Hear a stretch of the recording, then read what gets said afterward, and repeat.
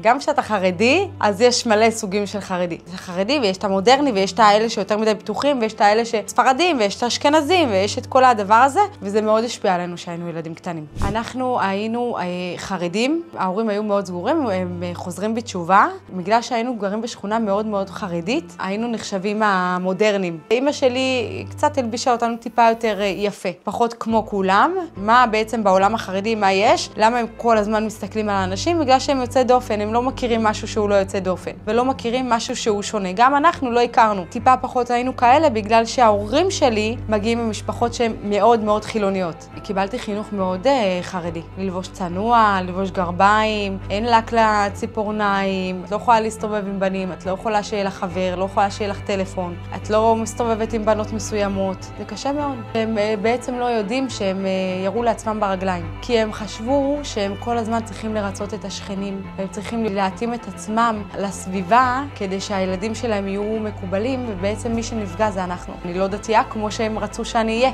כי הם עשו לי קווים אדומים בכל דבר, במקום לתת לי להתפתח, לבחור לבד. פחדתי לעשות דברים. כל דבר שעשיתי, אמרתי, אני אקבל על זה עוונות, ויקרה לי משהו, כי אני ככה וככה. כשבאמת יצאתי לעולם הגדול וגדלתי, אני הייתי מאוד תמימה. אני מאוד פתוחה עם הילדים שלי. אין לי בעיה שהיא תעשה מה שהיא רוצה. הרבה לא יסכימו איתי, אבל אני אתן לה, כדי שהיא תגיע לגיל הבגרות, היא לא תתלהב מזה כמו שאני התלהבתי מזה.